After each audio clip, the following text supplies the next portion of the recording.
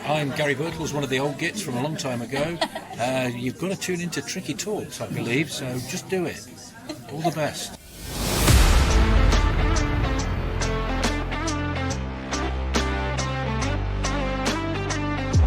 Robertson, the first time we've seen them attack them, and there's Francis! Well, that's what I wanted to see Robertson do. And still Robertson, getting his shot in, and a goal! Robertson!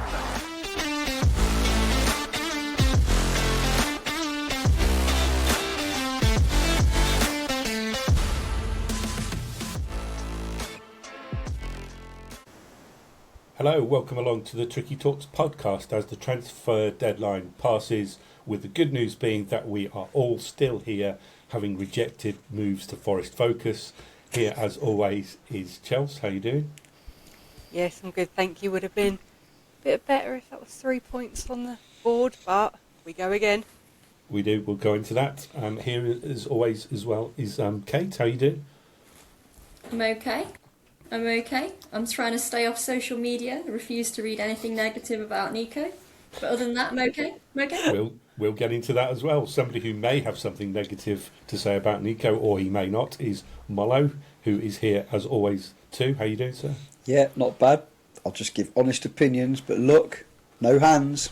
Right, we'll get to that in a moment, of course. But let's start with the fact that transfer window has now slammed shut. Just to summarise where we think we are right now, Forest, having had Douglas Luiz and Zinchenko recalled to their parent clubs, with subsequent moves following that to Aston Villa and Ajax respectively. Callum Mwendo, of course, joined Frankfurt on loan, so he's departed as well. Incomings, we have Lorenzo Lucca, our massive 6'7" striker who signed on loan from Napoli. Stefan Ortega was announced just prior to the game against Palace over the weekend, and it looks like he might have a part to play straight away, depending on the fitness of Matt Sells. And a short time ago, as we record, Luca, back of the Netz, was signed from Borussia Mönchengladbach on a 4.5-year deal for a relatively cheap £2 million or euros fee, depending on which outlet you read. He was coming to the end of his contract, so he looks like a decent signing. Thoughts, guys? I'll start with you, Kate. Do you think this was a successful transfer window, given the aforementioned ins and outs? It really does remain to be seen, doesn't it? I mean, I don't know a great deal about any of them, other than what you do when you see you link with somebody and you Google them and you watch their YouTube reel and you look at their stats and you think, okay, there's something there maybe. I have some level of faith in the recruitment team that they, they've hopefully looked at what we need and these people seem to fit the bill. It was a shame not to get a look at Luca at the weekend, but for obvious reasons that didn't become an option. It does seem incredibly convenient to have signed the keeper, parades around and then Sells goes off with a groin injury. So, either somebody's got a crystal ball or that's just a little bit of luck. And again, this Netz guy, we lose Neco, although only for, we think, game and potentially sign a fullback. So, sounds all right, I think.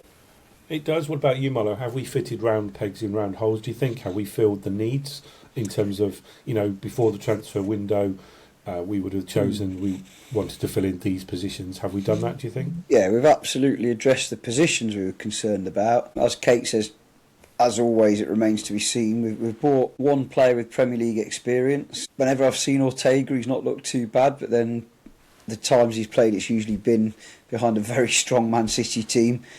If he was that good, why would they let him go? Bearing in mind they've brought in Trafford, who I wouldn't particularly want at the moment. So time will tell with that one. I suspect he's not been brought realistically to challenge a fit Sells, but he could well be playing now, couldn't he? Judging with groin strains and thigh injuries are not great because the quads and the glutes being such big muscles. So we'll see. Left back needed sorting out because we brought one in, didn't work out, and they've gone. I watched a little bit of the Netz on some highlights on YouTube. It's hard to call because he looked quite good defensively, but then it's semi-contact, isn't it, the Bundesliga? I mean, Niakate looked like a world beater there and then came to us and struggled. And the other one, of course, we don't know anything about the striker, but as I've said previously, he's already done his job because the other two strikers started scoring on the back of him being signed. So we've filled the positions that needed filling, particularly in light of what happened on Sunday with the injuries and losing our current left back. So yeah, I guess how well they fill the position remains to be seen, but I think they've done the right thing, and it's a shame we didn't get a centre back in, because if that rumour's true that we were offered 17.3 million for Morato, who turns that down? That's incredible, but maybe they see something we don't in training going forward long term.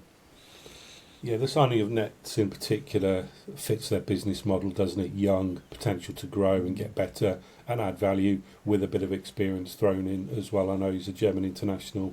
He's played over 100 Bundesliga games already, so he's got a little bit of pedigree, but obviously that transition to the Premier League is a different kettle of fish, really, isn't it, as we've seen with all of our other signings. But just to touch on the players that have departed Chelsea, obviously Douglas Luiz and Zinchenko were loan moves that didn't work out. Are you disappointed to see them go, or do you think it was the right thing? No, I'm not disappointed to see them go, truth be told. I think it was Douglas Luiz. It was very much, I remember saying to Dad when that was confirmed about him going back to Villa, it was very much, I just went, oh, see ya. That's all I had to say about it. Absolutely nothing more to say. And with Zinchenko, I remember the first game that I watched with him play, I didn't think he was too bad. But then I think he just did not fit with our style of play at all. And it just seemed like after that first game, it was almost like he was out just to show an impression, and he just fell off a cliff. So personally for me, I don't think we'll miss them at all. And then hopefully with the new lads that are coming in, we needed a fullback. We needed a keeper now with what's gone on. And we definitely needed a striker, and that's what we fit. So 2 in, 3 in, 2 out. We'll see where we go from here. With the loan signings having departed, that did open up 2 potential loan signings to come in, one of which they filled with Luca, and the other one looked to be that Inter Milan midfielder David Fratesi, where the move ultimately fell through in the end because Inter couldn't get a replacement. I wonder if he is someone that they will revisit in the summer, perhaps, because they did seem keen on spending the big dollars on him, whether that was a loan with a view to a move or whether it'll be a straight permanent move in the summer. But you guys think he's a long-term prospect and somebody that we ought to watch in the future? Yeah, definitely ahead of the Celtic guy.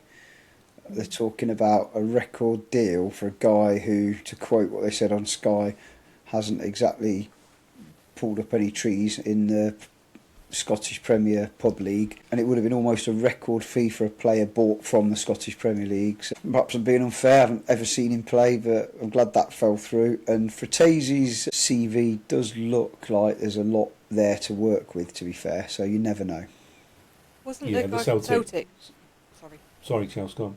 No, I was just saying, isn't it like the bid has gone up to like 25 million? It's been declined, thankfully. Yeah. Yeah, 3 bids today, 3 declines, and it did seem as though they were just chucking money at him for a player who, like you say, Murillo, was largely, unproven at a very high level. So thankfully that one's now disappeared. Let's move on to Palace then. 1-1 draw. Do you guys think it was a point lost or gained, or 2 points lost? We'll come on to the Neco red card in a moment, but we'll start with you, Murillo, around the overall outcome, given the circumstances of what went on just before half-time. Having predicted a 1-1 draw, it certainly didn't unfold the way I thought it would. I thought most of the first half we were the better side. We certainly looked like scoring, and the 3 points were there for the taking. In the end, it was a point gained. Obviously, it is a point gained on the table anyway, but in the end it was a point gained, albeit I would much rather be 8 points clear with West Ham playing Burnley this weekend. It's 2 points thrown away for, unfortunately, an act of sheer unprofessionalism, the sort of thing you do when you're messing about in training, not when you're playing in a Premier League rival. So we should have won the game. no one knows what would have happened if we hadn't have done, and if it went to 1-1 and we played with 11 men. But all the signs were Palace were absolutely woeful. You know, reasonable defensively, competitive in midfield, but woeful going forward. And who was the guy pretending to be Brennan Johnson that we used to love? It was incredible to see such a downturn. Their little Pino, I think Pino was his name, number 10. He had loads of space second half and did almost nothing with it, and they didn't hurt us. I just don't see how they could have won the game if we'd had 11. It's just whether we would have opened them up, because we're not exactly... But we were playing quite well. That's what's frustrating. It was 2 points, not definitely, 2 points almost certainly lost in my view. I think it was a game that was end-to-end in that first half, and to be honest with you, Palace were more than holding their own. The second half was a different story. I was a little bit concerned that they were getting too much joy going forward, and it was an end-to-end stuff. Now, yeah, you're right, who knows what would have happened in the second half. And my thoughts were Palace approached it in completely the wrong way. They were given an advantage with that sending off and didn't get anywhere near taking advantage of that. It was a very bizarre second half performance by Palace, and it was almost like they got totally thrown cake by Neco getting sent off. I know it was, Mollo said it wasn't very professional, but and he's right, of course. You don't expect a professional footballer to do that sort of thing, given the fact that had he just let it go in, if he couldn't get to it, it would have been 1-1 with 11 versus 11, as opposed to 10. But instinct took over, didn't it, there? And given his contributions for this season, I can see, Mollo, you're shaking your head. You don't think? I just don't think it's instinct in that moment. I get what you're saying. He was going for it. We've all been in that position. Been there myself in lower level. You're not thinking through, if I keep this out with my hand, I'm going to get sent off, it's a penalty, they're probably going to score, and then second half we're playing with 10 men. That's not the thought process.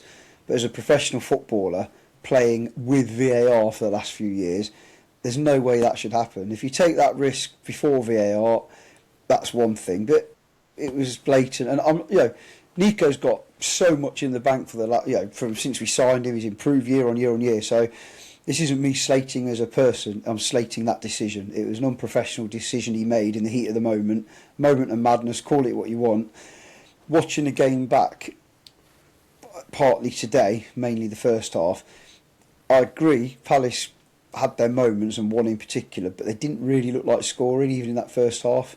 And that's what's frustrating. I feel like a little adjustment second half, if we'd have been at full strength, could have used different substitutes, obviously injuries aside. No one knows. We might still have drawn, we might have gone on to lose it, who knows, and we did pick up a point, but it just feels like the chance we had of winning it was gone, and it changed the game, but even then, with 10 men, we looked more dangerous than them. Their possession was boring side-to-side stuff, wasn't it?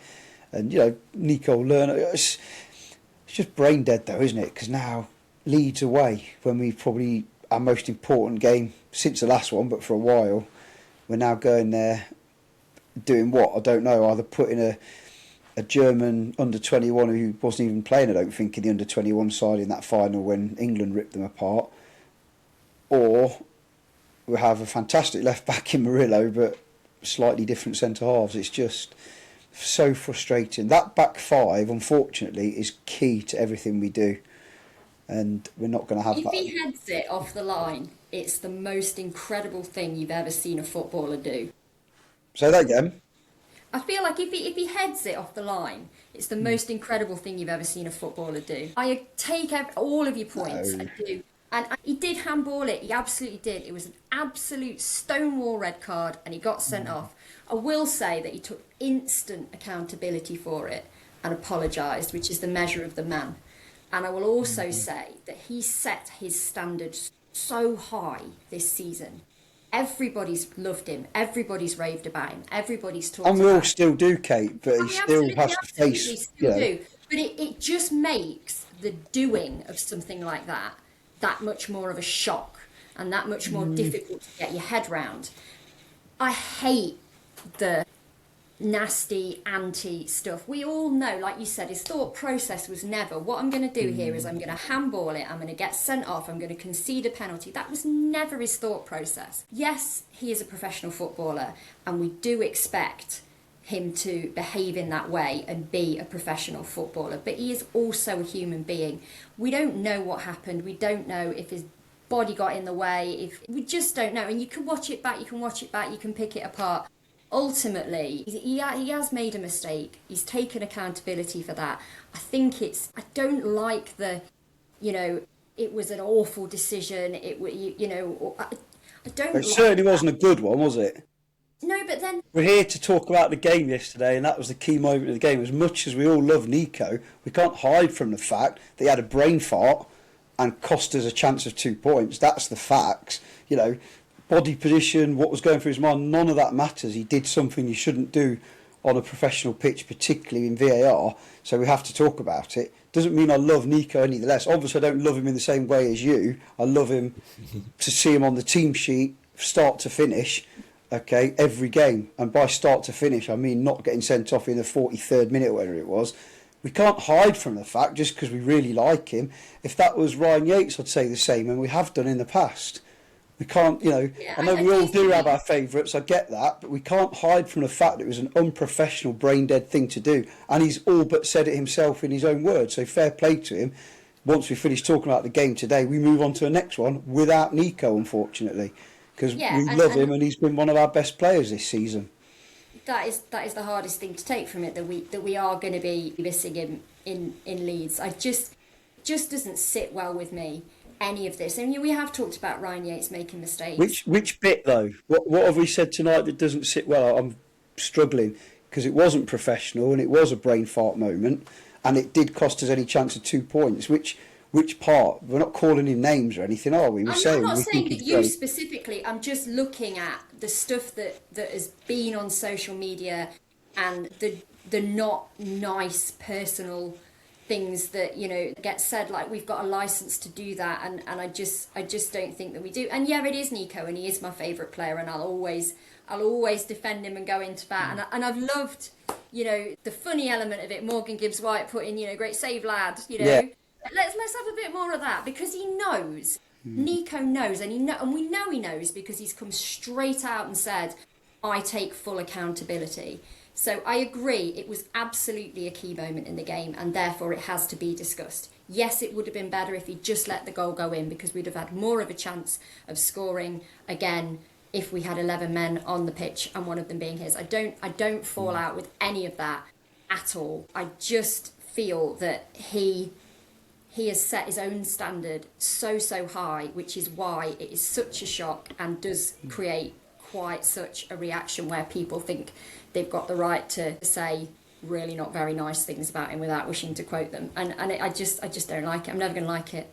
Yeah, to be fair, I don't think any of us, any Forest fan with a brain, apart from industrial language being used is standard, but likes to hear personal comments about any of our players, I would argue. Even the ones that we might not think are amazing. I've tried to defend Morato. Sometimes he makes it difficult on a footballing sense, although he did do well when he came on, to be fair. But at the end of the day, Neco has set a he's raised his bar every season he's been at the club, and one thing that you could never question is his professionalism, and he's let himself down with an unprofessional action, hasn't he? That's the whole thing, and almost let the team down, and certainly we don't know what the consequences were. At least we got a point. He must have been so happy we held on. So it's just the way it is. And like you say, when he comes back in the team, we go again, and I think I put somewhere on one of the comments when people were digging into him, I said at the end of the day, because he got 3 out of 10 in the Evening Post, didn't he? And some people were saying that's quite right, some people saying that's not fair. And I just said whatever he gets for his unprofessional action for this game, when he comes back in, he'll get at least an 8 or higher on his first game back, because that's Neco all over. He'll have a point to prove. Not that he needs to prove anything to anybody, really, because he's been outstanding, not just this season, but all last season. But the guy is... There are some players you come across, you half expect them to do stuff like that, but for him, he comes across as a more intelligent footballer, doesn't he, in terms of the way he plays the game, the way he uses his abilities. It was just surprising that he did that. Yeah. I'll come to you in a moment, Chelsea, because I'm conscious you didn't see the game, having had a bit of a crisis at work. But just before we do that, it did shape the second half, though, obviously.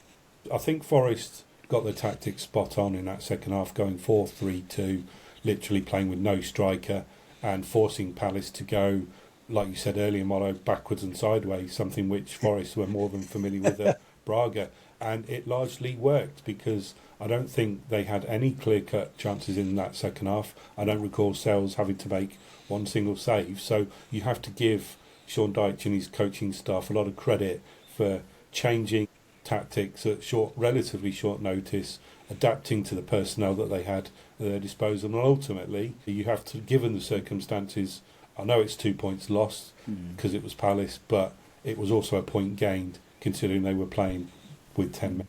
And the adjustment to the injuries that kept popping up as well. Just after they'd taken off Dominguez, who's your ideal man, normally, for a situation like that, Callum did something to his shoulder, I think, didn't he, from what we're hearing? So they had to change it again. And, of course, who comes on? Man for all seasons, Yatesy, and just puts himself about, does what he does.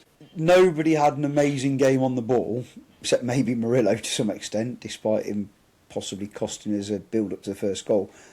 But they all worked their socks off and played with discipline, like you say. And special mention to Sangare, who ended up virtually playing out on the left and put everything into it, didn't he? In fairness, the injuries caused extra subs that they probably weren't planning, and you couldn't make it up that they kept Callum on probably because of how brilliantly he holds the ball, and took Dominguez off as the kind of sacrificial lamb. But then, however many minutes later, Callum's injured his shoulder, and they've had to bring on Yatesy earlier than probably planned. And to be fair, man of all seasons, as always, man for all seasons, did a brilliant job, held the ball up, worked his socks off. And special mention for Sangare, who ended up almost playing right out on the left and was superb as well.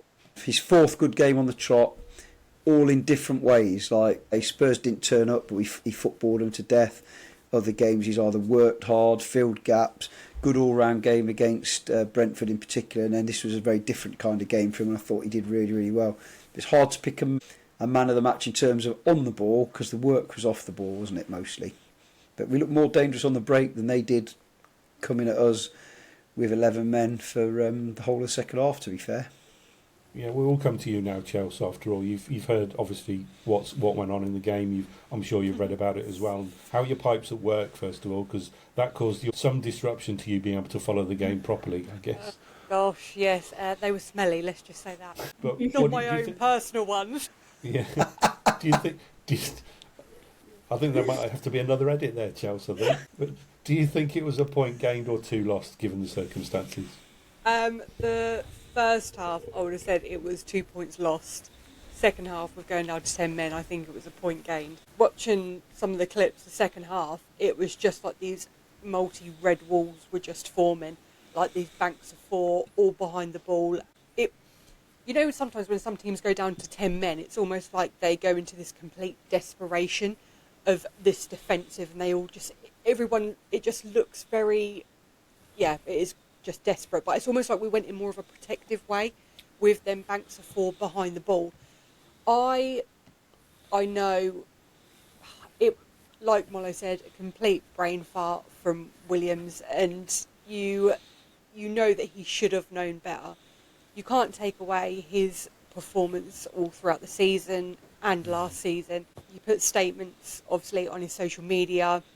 He knows he's done wrong. I think I'm more gutted that he's going to miss the Leeds game than I am with 2 points lost, if I'm honest, because I just think that's such, I know Palace was an important game, but I just feel like that is just a bit more of an important game to us at the moment of where we stand.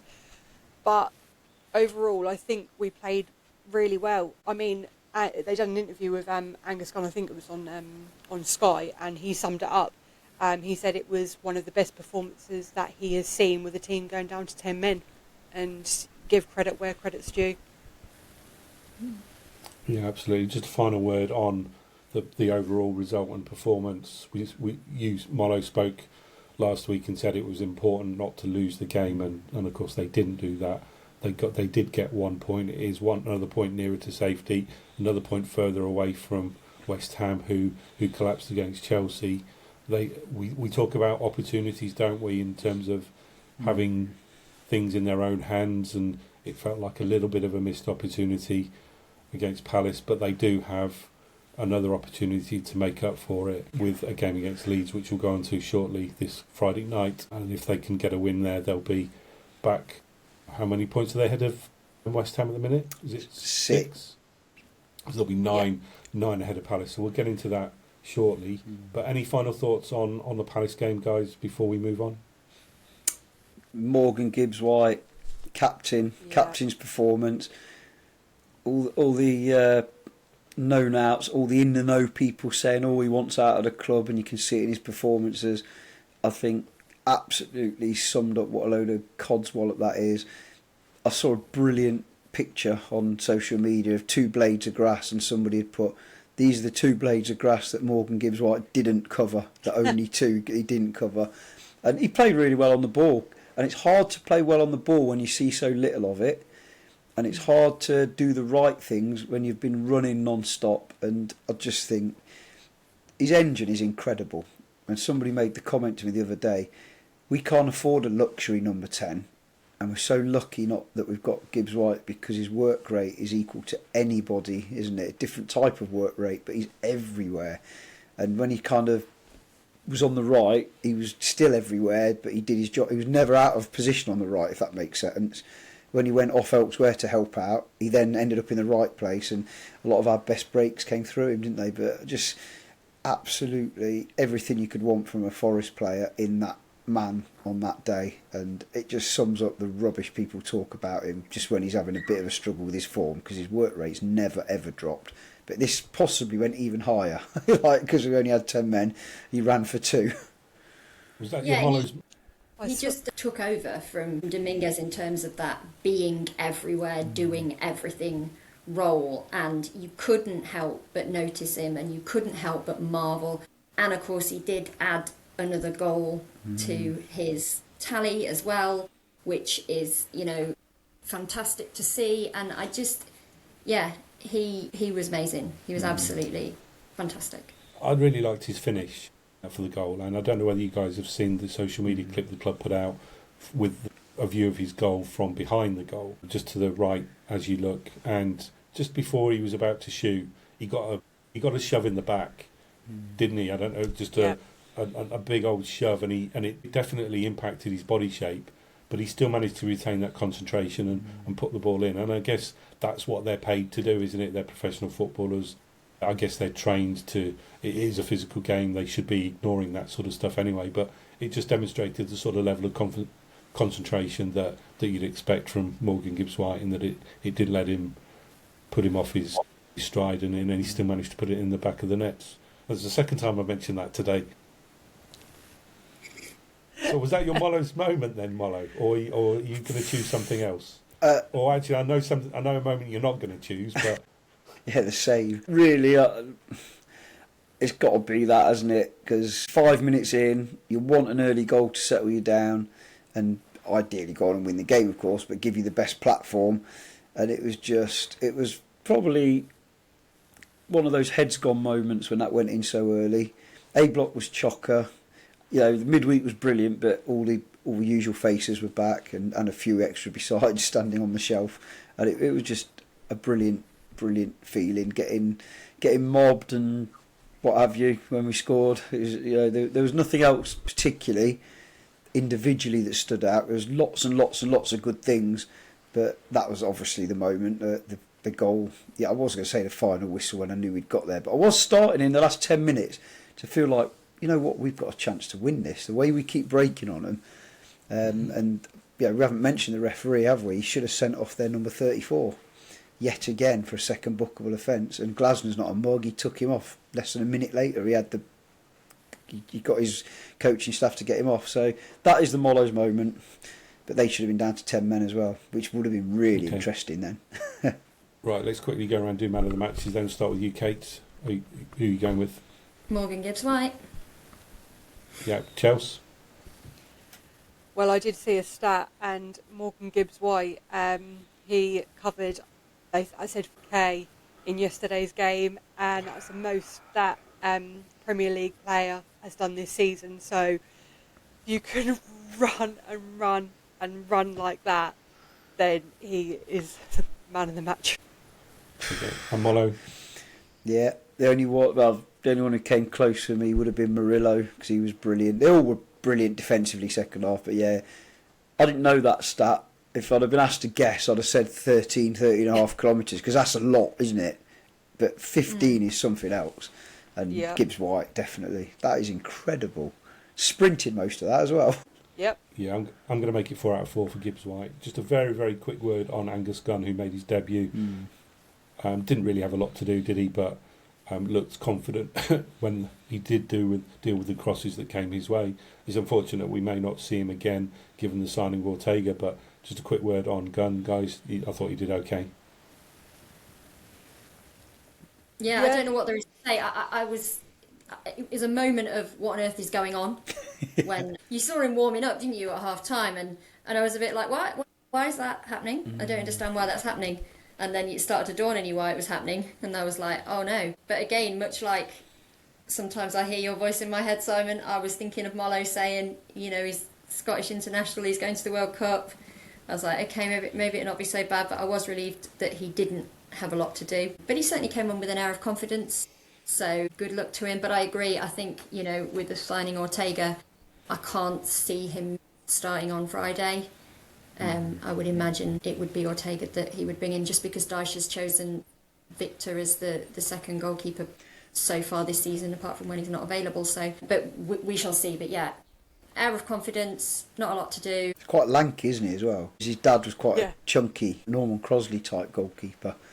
So, I thought he did well as well, to be fair, with what he had to do.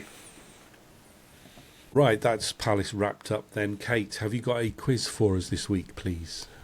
I have indeed. So, Chris Wood has played for both Leeds United and Nottingham Forest. But can you tell me which club he's made the most appearances for, and also which club he has scored the most goals for? So that's 2 separate questions, both about Chris Wood, who's played for Leeds and, of course, currently plays for Nottingham Forest. Is the question which team has he played more games for out of Leeds and Forest? Out of Leeds and Forest. Any? So not all and of his clubs. Then. Which team has he scored more goals for out of Leeds and Forest? I think I know. I know the goals one, but not the other one. Okay. They're quite close. The stats are quite close. But he scored more in one season for one Can of you the repeat teams the question than he for scored me the again, other team in Kate? total. You can have a good guess at that.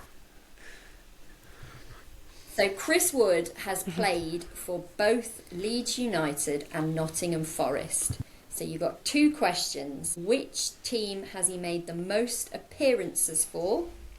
And which team has he scored the most goals for? Right, very interesting quiz question there. We'll come back to you, Kate, at the end. In the meantime, Chelsea, do you have an FPL update for us? Yes, I do. It's not good from my end, but it's very good for Simon. So I'm going to start with Murillo. So Murillo, you've gone down to 9th place with 54 points this week.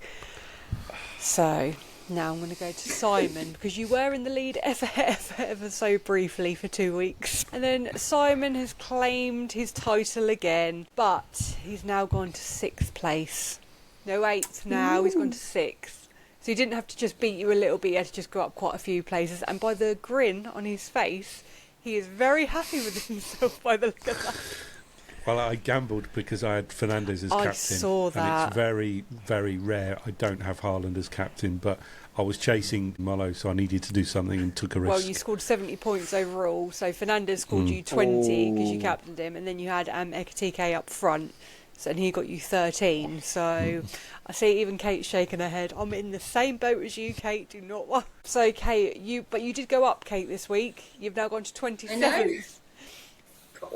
50 points, and you did captain Semenyo, I see. I did. I also took a little risk, which I was glad that I did, but I was so annoyed at Ekitike because I literally transferred him out for Evan Nielsen, and then of course, yeah. Well, I went down to 3rd, so I'm nearly with you, Kate. I'm coming down. Each week I'm just getting further and further down the leaderboard, I should say. And really annoyingly, so I scored 40 points overall, and I really wanted to put Fernandes in, but didn't have enough time to sort my team out. And I thought, that's okay, I'll do it next week. But never mind. And you watch, I'll put him in this week and then he'll be rubbish anyway. But the highest scorer of FPL this week was Madueke with 14 points, and no surprises here, Gibbs White was the highest Forest scorer with 9 points this week. And also a reminder, I know it's game week 25 next week, but game week 26 is a double game week. So that is if you've got Arsenal, but it will be Arsenal or Chelsea, but the likelihood will be Arsenal, so they'll play 2 games that week. So, I didn't really want to share that bit of information because I could have held it to myself and used it to my advantage, but I thought I'll share it with you all. So, has anybody got a strategy for game week 5?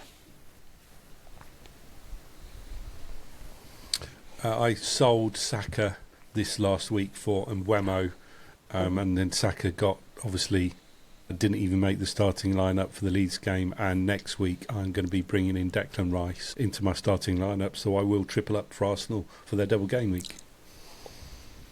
I've already got 3 Arsenal, so I can't change it. Simon, he is the wizard. Rice, I think I took Rice out actually. I can't remember. It's all just a blur to me at the moment, FPL. Right, thanks for that, Chelsea. Anything else? No, all good. But yeah, just remember the double game week. We have got a few blank weeks coming up as well, but obviously dependent on like the FL Cup and everything. So just keep an eye out for those. And don't forget, with Forest playing Friday night against Leeds, it is an early deadline this Friday for you to set your FPL team, so don't forget that. Talking of which, Leeds on a Friday night. So big question marks are who's going to play fullback in place of Neco? Will Sells be fit? And will Callum Hudson-Odoi be fit?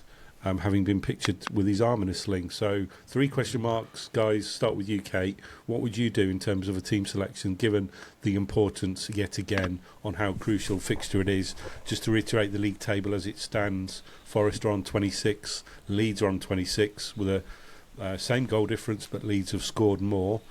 A win for either side would draw them level with Crystal Palace and Spurs on 29, of course, of bringing them into the mix. So it's crucial, Forest, again, to quote Murillo, don't lose. But what would you do in terms of a team selection? It's a really difficult one because I think, as we've said on previous pods, what was nice was that starting 11 was really starting to build some consistency.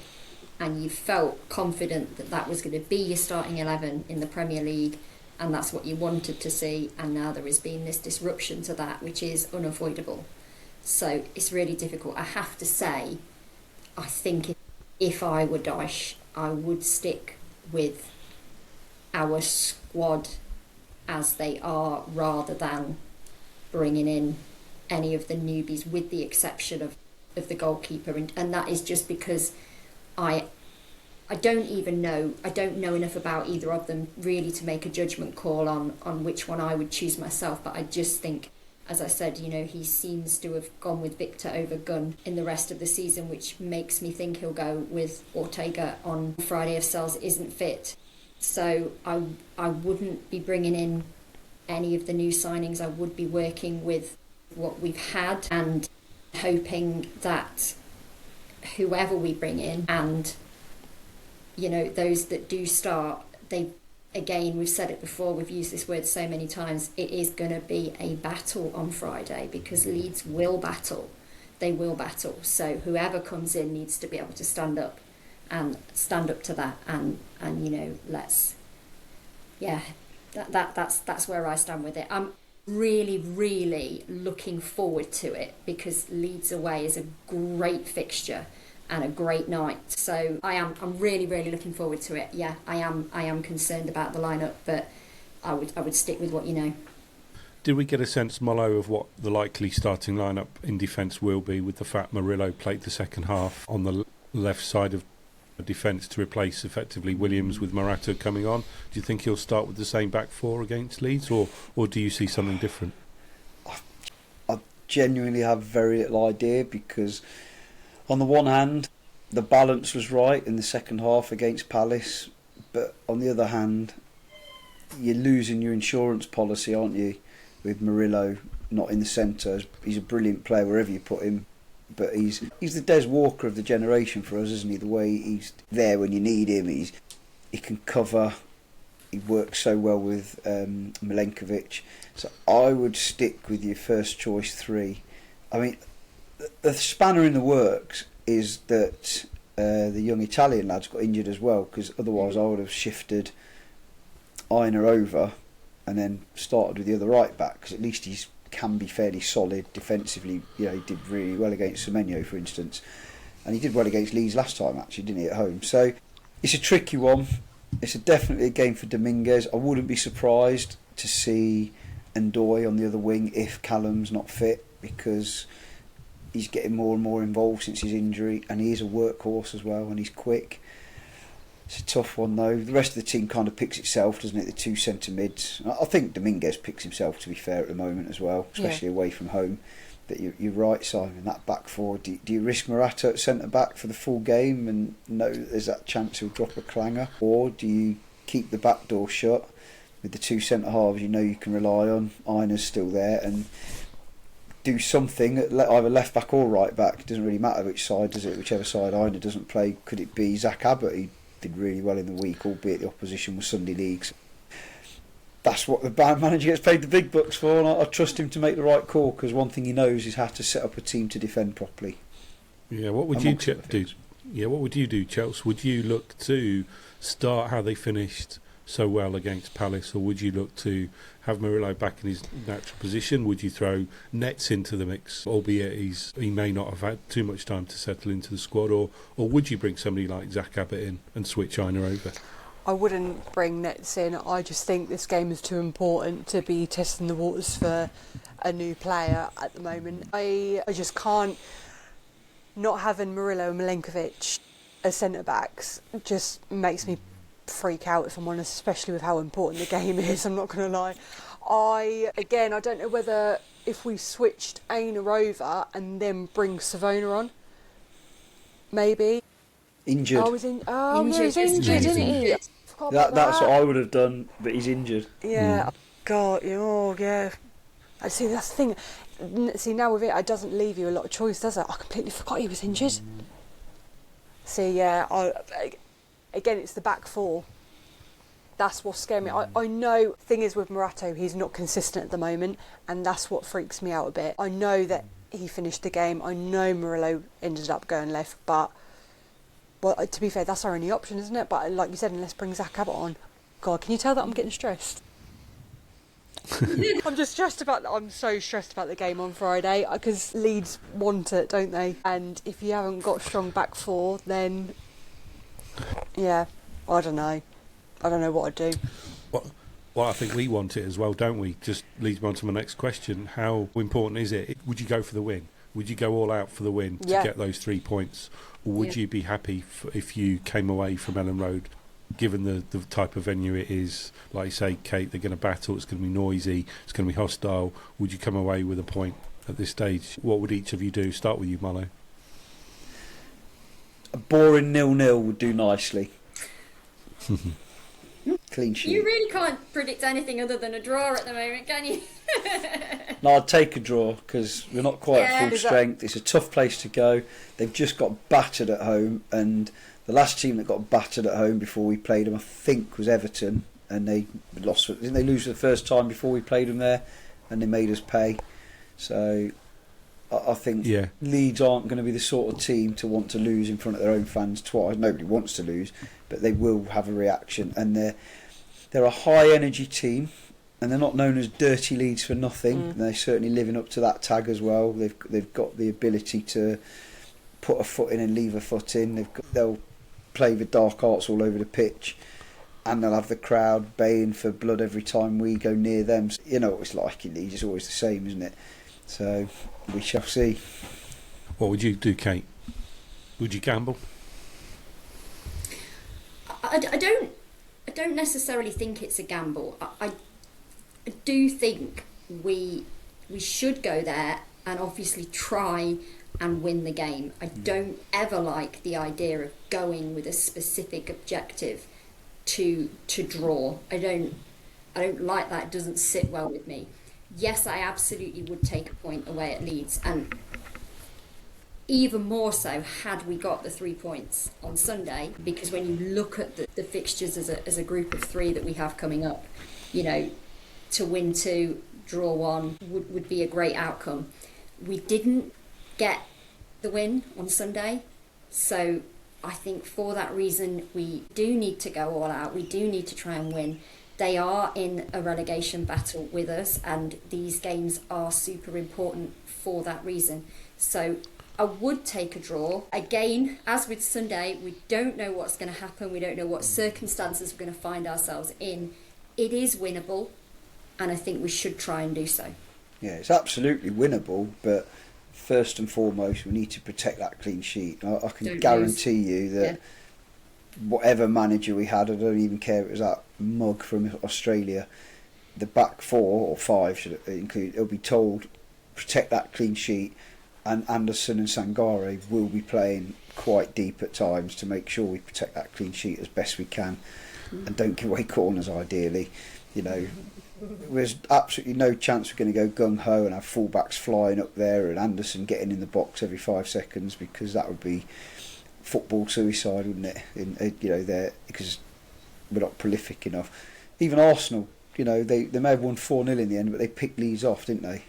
It was a very professional performance, and they picked Leeds off, and that's what we've got to do: hit them on the break, pick them off if we can, and put the ball in the back of the net. Hopefully, more than anything, don't let them put the ball in the back of our net as well.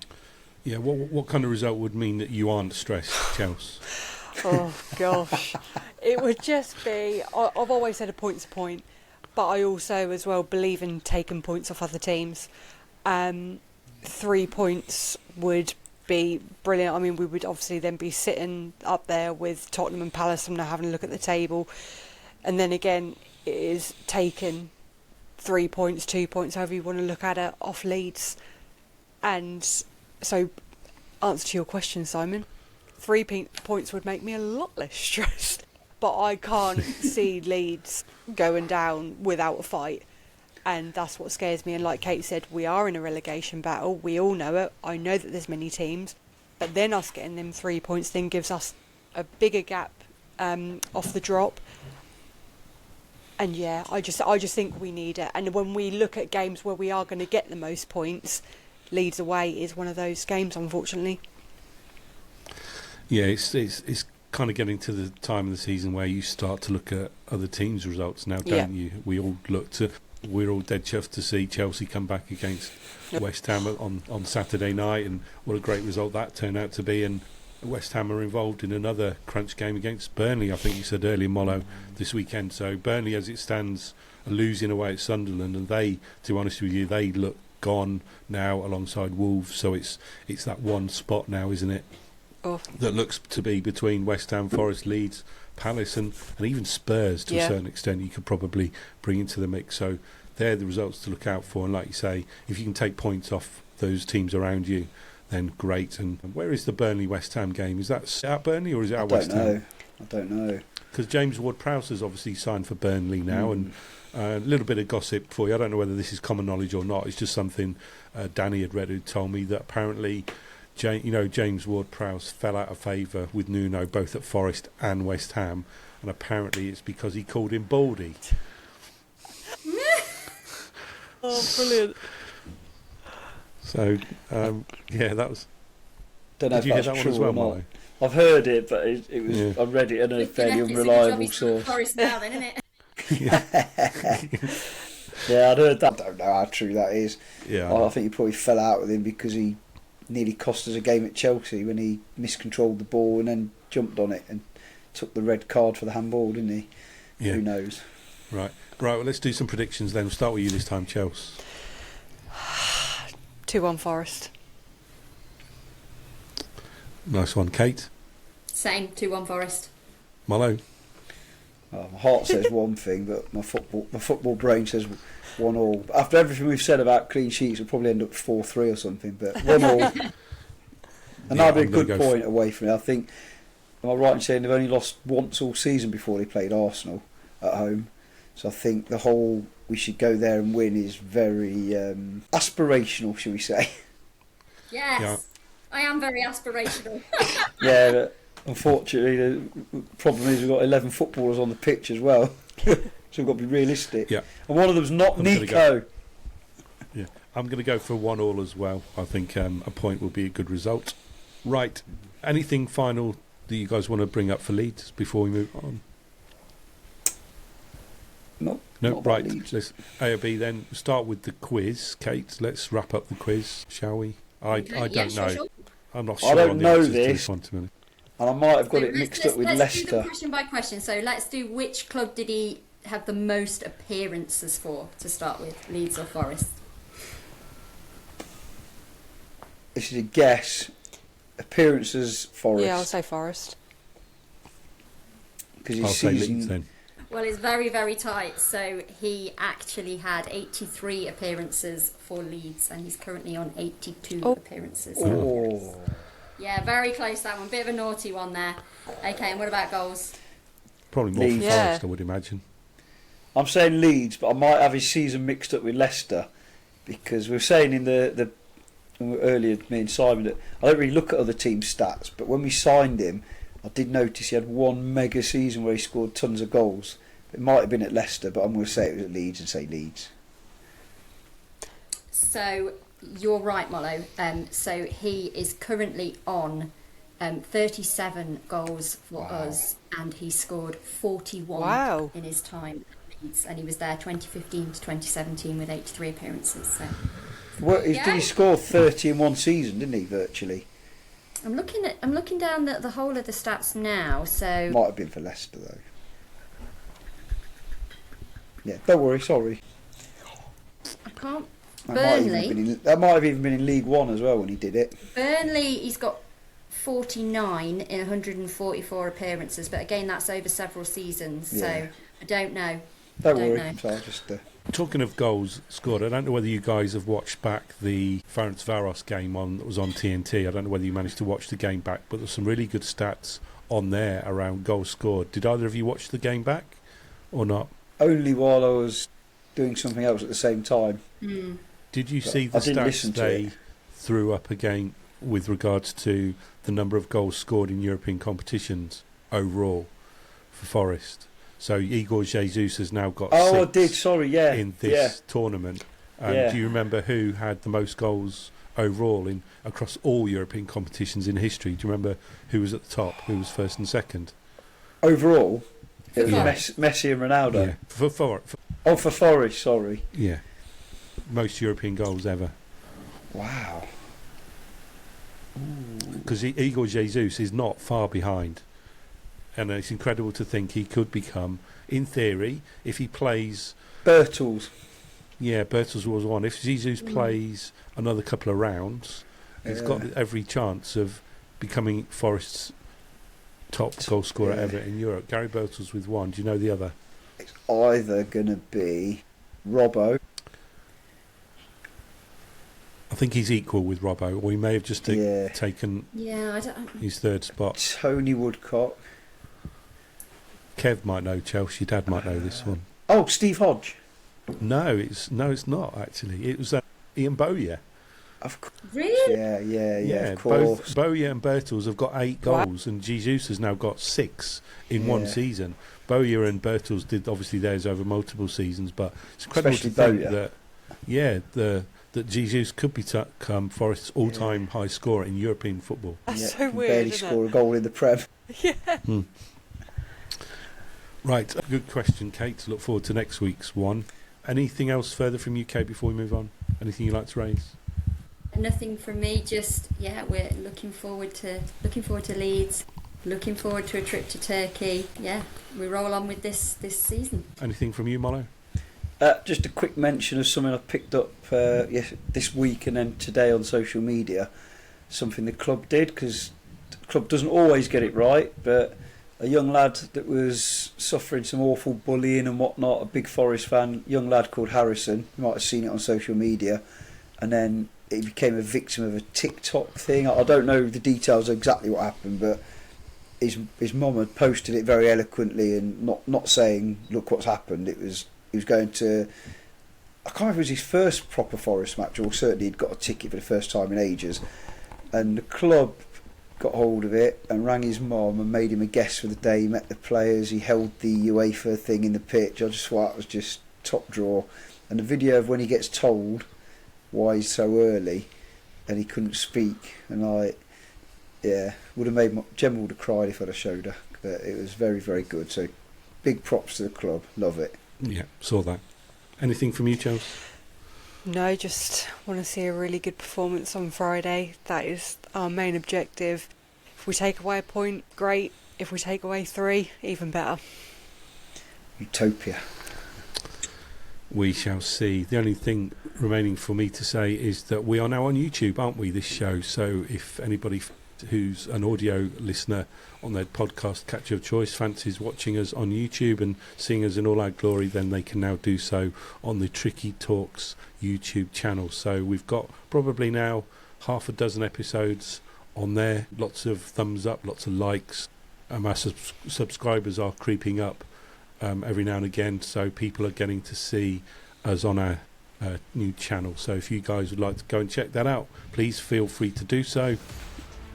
In the meantime, we shall bid you a farewell. Thanks guys for listening, and we shall be back after the Leeds game and speak to you again next week. Thanks again, and bye for now.